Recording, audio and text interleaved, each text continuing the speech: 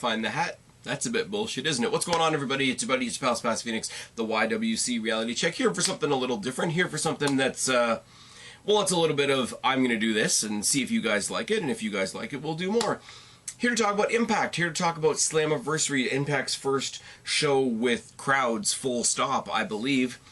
It's happening this Sunday. It's part of the Money in the Bank weekend. It's part of the SmackDown has a crowd, Impact has a crowd, Money in the Bank has a crowd, Raw has a crowd weekend. It's part of things are sort of getting back to normal. It's part of my weekend of things around here sort of going a bit back to normal. But I thought, with Slammiversary going back to a crowd, and I'm wondering, and I'm sort of pondering if people are going to actually give Impact more of a chance now that they're in front of crowds again. Because I do, because of all the bullshit, and I've said this off air to a couple people, with all the bullshit with NXT, AEW, WWE fans being as toxic as they are. I mean, not myself. I mean, I would never be like that.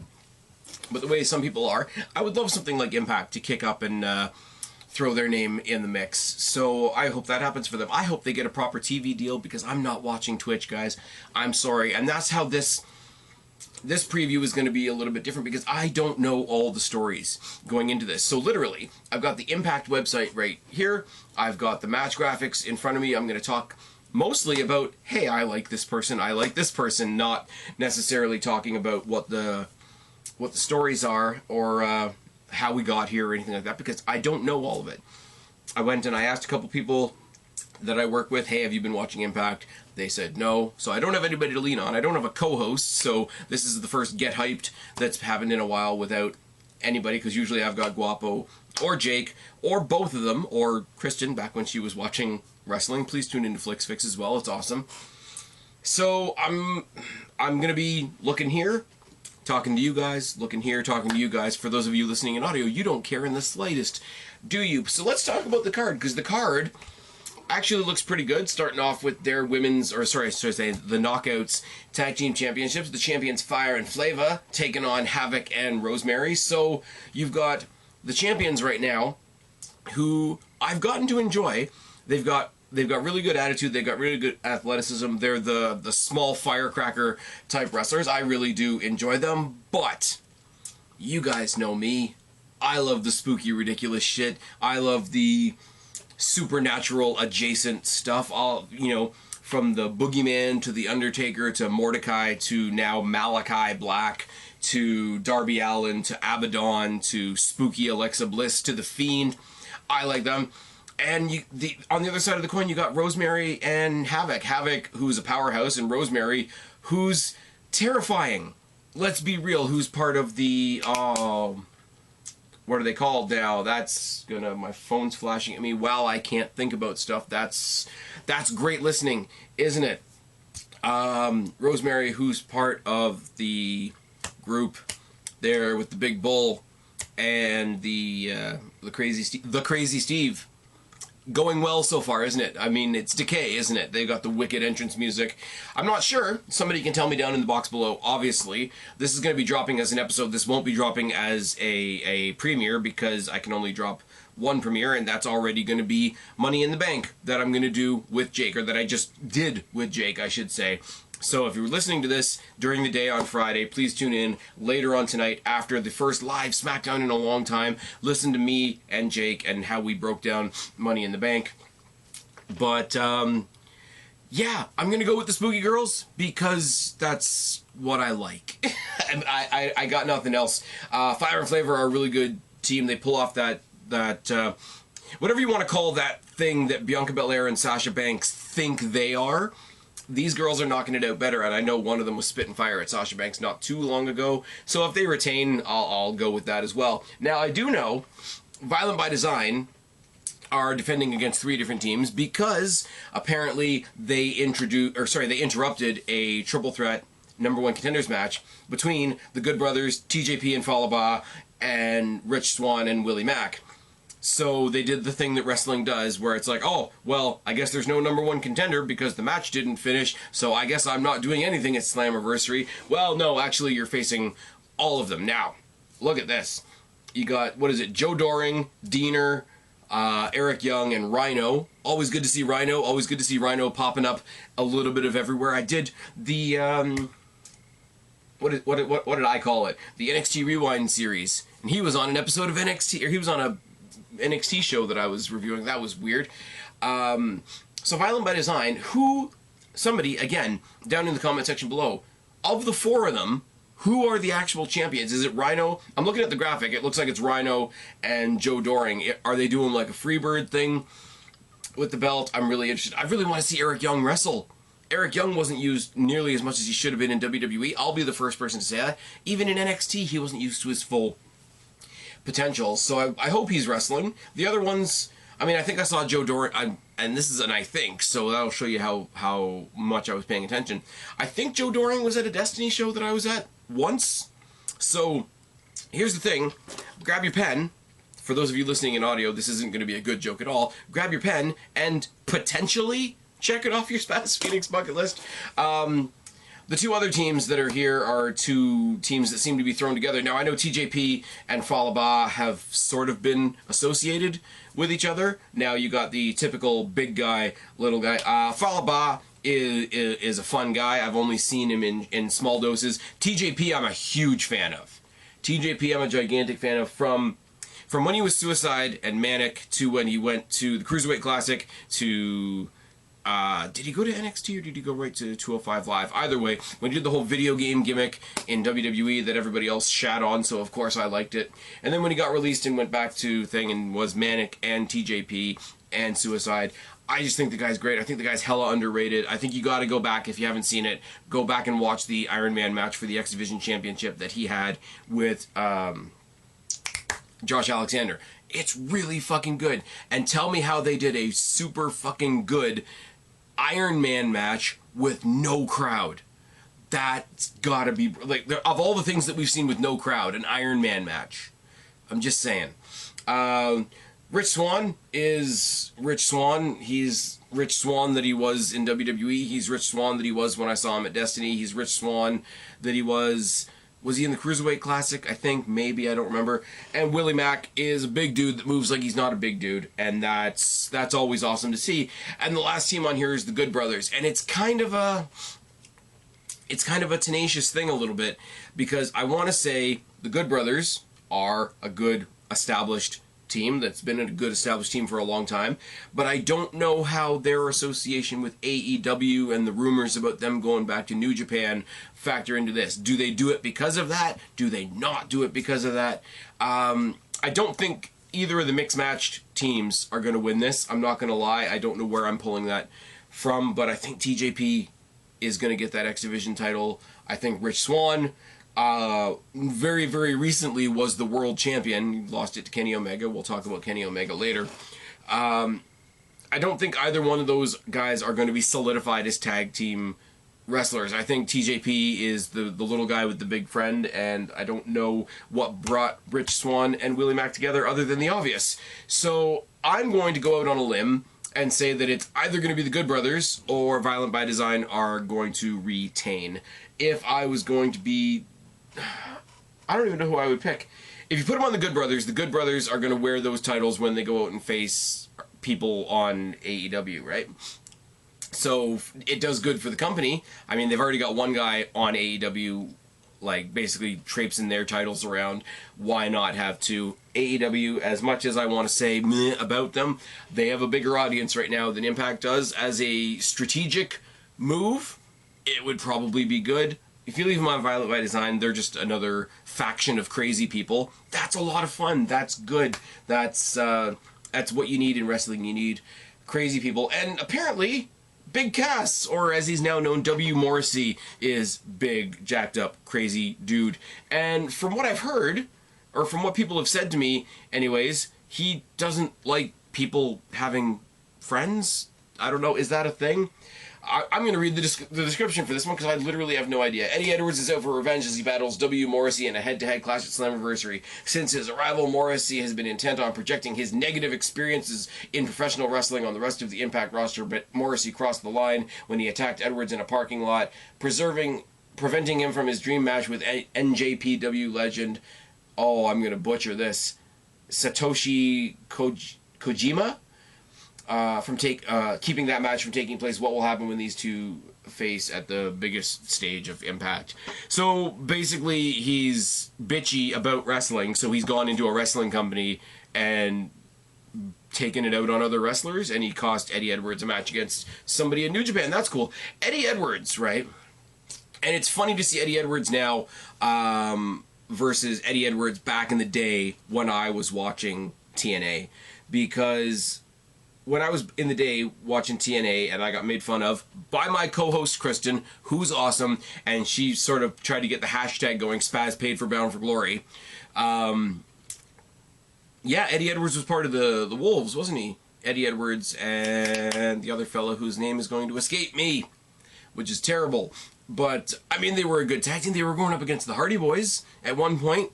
That's a thing. They were trying to recreate the TLC, because didn't they have the Hardys, the Dudleys, and the Wolves? Wasn't that a thing at one point? Somebody jog my memory. Again, throw it down in the box below so that YouTube knows you guys are actually out there. But since I've sort of peeked back in and caught the odd pay-per-view and caught the odd show, it sort of feels like he's the new, like, heart of the company guy. Like, he's the AJ Styles of old in TNA. He's the... I don't even know what the comparison would be in AEW. I guess the comparison right now would be Hangman Page, even though that's debatable to me. Sami Zayn in his NXT run. Like, it feels like he's fitting into that mold. So he's... I predict that he's going to come out there and the story is going to be he's like defending the roster. He's rallying against this guy that's making a toxic locker room. I hate that I just used that word, but it is what it is. Little guy, big guy, power versus speed, power versus, power versus motivation, because, you got the guy that has the moral, upstanding view that he's trying to portray. Hey, you just got here, you shouldn't be doing this. In a non-kayfabe sense, I sort of look at it the other way. I kind of hope Morrissey gets the win, because when Big Cass and Enzo both got fucked. Let's be real. Enzo got fucked in a completely different way than he did, but I don't want to dwell on people's personal issues, but we know that the guy had a lot of personal issues, a lot of health issues that he was dealing with, let's just say that, and he was in a really bad spot at one time. So when people started messaging me that, hey, Cass just showed up in Impact, and I see him there looking like a beast and destroying fools, and like sort of back on track in a way, not to be incredibly sappy, not to be incredibly like melodramatic, but like even though he's playing a heel, it's a feel-good thing. Now the feel-good thing is he's coming in and destroying people, so that's a kayfabe versus non-kayfabe conversation you can have if you like, but how can you not? I'm sorry, I'm stumbling over my words here a little bit because I want to be as genuine as I possibly can. How can you not feel good about this? You got one of these guys that's clearly a core element of the company, and you get to fight him at one of the biggest pay-per-views the company has. When the company finally has fans. The company finally has fans again at one of their biggest shows of the year, and they've decided that you're going to face one of our most important guys on that show. I'm sorry, if you can't find a part of you that's going to feel good about that, then maybe check your pulse. I know that's an old cliche, but it rings true. Now, you will hear when Jake and I did the preview for Money in the Bank, you're going to hear me talking about how Money in the Bank is an easy win for WWE. First pay-per-view back with crowds, get something that pleases just about everybody, like the Money in the Bank ladder match. Now, for Impact, because it's virtually their match, how could you not, with the first pay-per-view back with crowds, how could you not have an Ultimate X match? I love the Ultimate X match. It's such a friggin' bonkers concept, and I love it, and it's made for high-flying guys, but they've already went out of their way to say that the X division isn't a high-flying division. It's, the extreme division. It's not weight limits, it's no limits, and all that kind of thing, right? But look at the people. I mean, again, I'm a little bit biased, because the guy holding the X Division title right now is also still, check it off your Spaz Phoenix bucket list for sure, the Destiny World Champion, Josh Alexander. But you throw in these other guys in there. I mean, Rohit Raju is entertaining enough. Petey Williams, another home country Canadian boy. He's going to hit the Canadian Destroyer off of those cables, isn't he? Ace Austin is a lot of fun, and Trey Miguel is great. Trey Miguel, I wish, had come over with his Rascals partners over in NXT, but that's just me being selfish. Unless one of these guys does something absolutely fantastic, I'm voting for Alexander. I'm going to be cheering for Alexander, biases and all. Trey Miguel's going to do something insane. Ace Austin's probably going to do something heely. Chris Bay is another guy that's as athletic as hell, but I haven't seen enough of him. Same thing goes for Rohit Raju, because I think he's what I've seen from him is more character than wrestler. And Petey Williams is just another solid wrestler that, unfortunately, in this case, I think is going to do his best to make everybody else in the match look great. But Josh Alexander's going to go in there and kill people, and he's going to do that weird twisting pile driver on somebody, and he's going to look impressive as hell doing it. And people are going to find out, for the Destiny fans listening, if there are any out there, hashtag Canadian Strong Style. Moving on. I talked about this one a lot in my Is Pro Wrestling Back video that I did not too long ago. It's me just basically pondering on a bunch of stuff. If you want to go back and listen to it, please do. I'd love to have some more feedback on it. Basically, Clash of Styles once again. Chris Sabin versus Moose, and he's looking, it's pretty damn simple. He's looking to take down the wrestling god. Now, in my span of wrestling, we've had JBL, Kenny Omega, and Moose all call themselves the wrestling god. Now, think about that as a triple threat match. The JBL's retired, I get it. But think about Kenny Omega, Moose, and JBL in a triple threat match, because it would be really, really good. Apparently, I'm reading the description as I talk to you guys. That's not great audio at all. But apparently Moose was screwed out of the Impact World... Oh, he wasn't screwed out of the Impact World Championship. What am I talking about? At that pay-per-view where they had one match at Daly's place, and it was really, really weird. He got challenged by Chris Sabin several weeks later. Sabin was taken out of action by Moose, and now he's got one goal in mind: to take out the self-proclaimed wrestling god and all this kind of thing. And I said it in the Is Wrestling Back video. I'm going to say it here too. Chris Sabin is underrated as fuck. As much as Moose is an established absolute star already, I would really love to see Sabin get a freak victory here, because a little bit of a spoiler here on who I think is going to win the world title match, but I would love to see Chris Sabin versus Kenny Omega. I think that would be a fantastic fucking match. It's not going to hurt Moose at all either. They present him the way that Raw presents Bobby Lashley and the way SmackDown presents Roman Reigns. Like, whatever that equivalent is in Impact is what they're doing right now. Deonna Purrazzo, the Impact Knockouts champion, is facing somebody. Hey! Now, I will say, I'm not going to dig into this too much, because it's another conversation for another day. Impact has advertised this based on the amount of surprises that are going to come in, which means, hey, WWE just fired a bunch of people. Some of them might be coming to Slammiversary. Now, for another video that's coming up later on, I have a list of all the people that could be coming to see them, and whatever the case may be. I'm looking up and down that list. I have one name that I would love it to be, and one name that would be a legitimate driver to get me to try and watch more weekly Impact. And that name is Ruby Riott, or Ruby Soho, as apparently she's being named now. Other than that, I don't really have much to predict. A lot of people are saying it's going to be Mickie James, but she's apparently working with Ring of Honor to put this weird feminist pay-per-view together, and I'm not...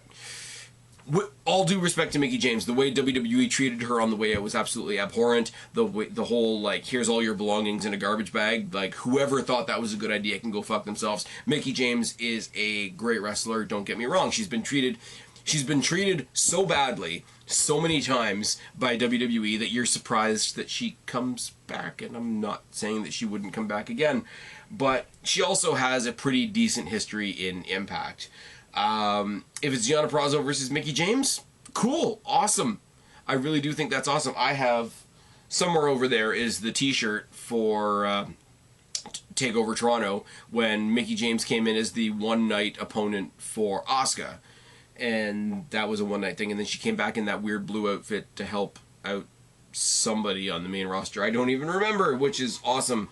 I think it was Alexa Bliss. Yeah, it was Alexa Bliss, wasn't it? Mickie James is an opponent for her. I think if Mickie James comes in, it's just to give Deonna Purrazzo an amazing win on a great night, which is what it's going to be. Sorry, I'm rambling. It's a great night. She's a great champion. Put the great champion on a great pay-per-view in front of a great crowd. Give her a good win. It's fine. Ruby Soho comes in. She maybe gets the surprise victory that crowd might be hungry for. I'm just putting that one out there for the case may be. And most interesting, to me in particular, is for the Impact World Championship, and that's Kenny Omega versus Sami Callihan. I'm really interested to see how this goes because I haven't seen any Impact wrestling, not in that little weird sound studio that they were in. So to see Sami Callihan do his deathmatch thing in front of a live audience is going to be awesome. And it'll be an interesting challenge for Kenny Omega, who last time he was in a deathmatch with somebody, the explosions turned out to be fireworks. So not taking the piss out of him, taking the piss out of AEW for sure on that one, the whole 69 Me Dawn thing. I could have done without that. But Kenny Omega as a wrestler is pretty damn good. Sami Callihan as a opponent is terrifying. And the match is no DQ. So here's two guys, technically, that are like, look at me, I'm such a badass, I can go in there and kill you. I really want to suspend my disbelief. And I really want to think that Sami Callihan has a shot at winning this. But I don't think he does. I think when Kenny Omega's done his belt collector shtick, he's going to lose the AEW title first, and then he's going to go on a losing tour to Impact, to AAA, and whatever else he's picked up along the way that they haven't shown on TV. But, Jesus Christ, I would really love this. I would really love this to be a thing. I would love this to be the tipping point, and then when he goes back to Dynamite next Wednesday, somebody's like, what happened at Slammiversary there? I think it could happen. I don't know if it's going to happen. I think this being the chink in his armor before he goes on to face Hangman Page in the knockoff Survivor Series match that they're going to have is an interesting wrinkle. I don't know anything about AAA or who he's facing for the AAA title other than Andrade, but Andrade's now in in AEW, so that's a weird dichotomy as well. Have I imagined this, or is he facing Alberto Del Rio at some point? I thought I read that somewhere, but also I'm reading news today that Alberto Del Rio is still threatening Page online. So we'll see how that one goes. It's going to be a good match, nonetheless.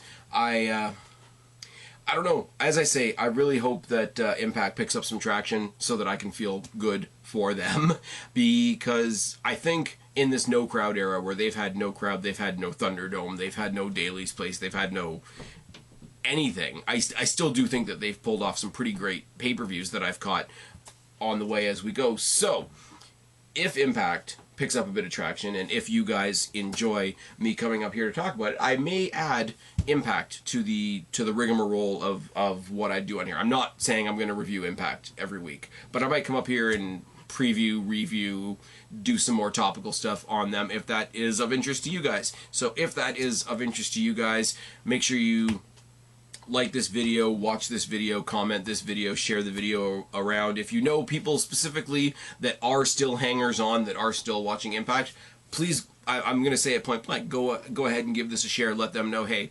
Spaz is giving Impact a shot. The show's going to be fine. The show's going to be fun.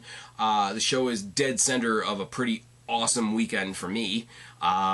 Theaters open up for us on Friday. I'm going to go see Black Widow. Then I'm going to come home and I'm going to watch SmackDown with a live crowd. I'm going to watch this with a live crowd. I'm going to watch Money in the Bank with a live crowd. And then I'm going to watch Raw with a live crowd. I'm going to get out and actually see some people. Pretty goddamn good weekend for me. And this show is a big part of that as well. So let me know what you guys think down in the box below. Like I said, this is not going to be a live premiere, so there's not going to be a chat over there when you're watching this. So comment section is the only place to go. And yeah, if you are watching Slammiversary, what are you looking forward to? Let me know. I've been Spaz, your YWC reality check. Subscribe up there, talk down there, start a conversation. Keep all of these conversations going. Don't be a stranger. I will talk to each and every last one of you later. But for right now, tagging out. Bye, guys.